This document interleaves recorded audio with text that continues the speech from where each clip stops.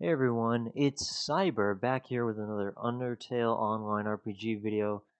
Not actually in the game. We're doing something a little bit different today. We're going to be making a tier list here with the best melee weapons in Undertale online RPG. So I have some weapons here down here, and we'll just start us off with number 10 is the Worn Notebook.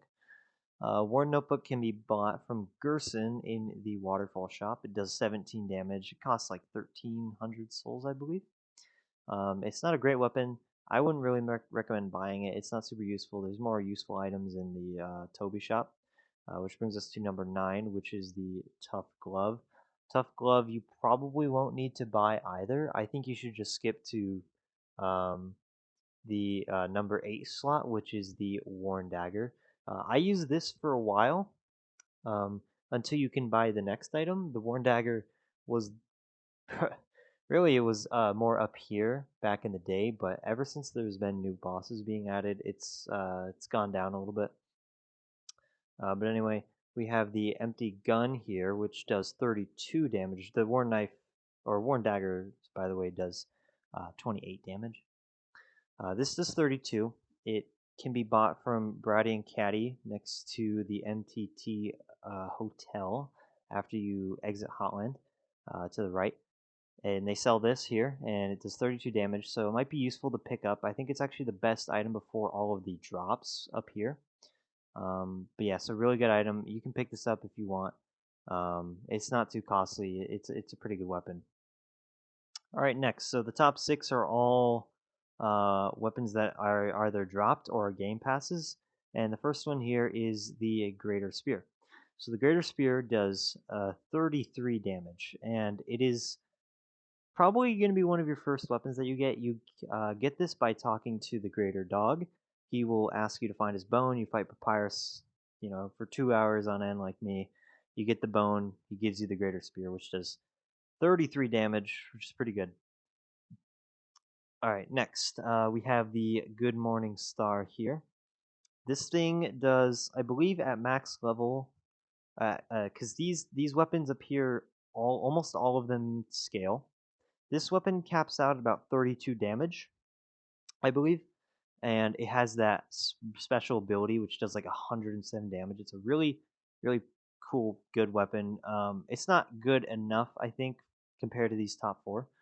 But I think the 3 right here are pretty interchangeable. Like they're all really good. Which brings us to the next one, which is the Whimslot's Double Spear here. This caps out at about 39 damage, and it's a little bit faster than this, I think, but this has a little bit more of an edge just because it does a lot more damage. Even though the ability on this is insane, I still think this is the better weapon, right? Anyways, number 3, our next drop here will be the Bone Sword. This caps out at 40 damage, so it's a little bit better than these two. You could actually probably switch these 3 around. I wouldn't get too mad about.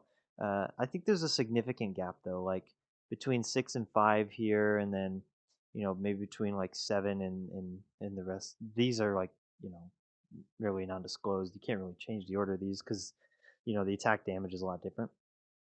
But there's definitely a gap between 6 and 5 here. But anyways, on to number 2, which I think is Undyne's Spear. I believe this does about 40 to 3-ish damage. It's the hardest, almost the hardest hitting weapon in the game. 1% drop from Undyne. It used to be the best weapon in the game until this beast right here, the Knight Sword, or Knight 2's sword here dropped. Now this thing is an absolute beast. It does 46 damage and also has a special ability. I think it's the slash, that the second knight does. It's the slash ability. You can actually grab that and use that for yourself. It is what I think the best weapon in the game. Although it doesn't scale, it does 46 damage, which is the highest dealing in the game. Now this, of course, this doesn't include traits, the trait swords, like the determination sword, the perseverance spear, like other weapons that you can get from your trait or your skills. Oh, but yeah, that's what I think. Uh, the burnt pan, the toy knife, and the stick didn't quite make it here. They're not. These are just the stick you'll always start with, obviously, but don't really bother picking up the toy knife or the burnt pan. skip to one of these ones, these three, and then once you get the worn dagger, I think just go for the gun and then really get all these items up here. Anyway, that's about it. Let me know what you guys think in the comments down below. I will see you all in the next video.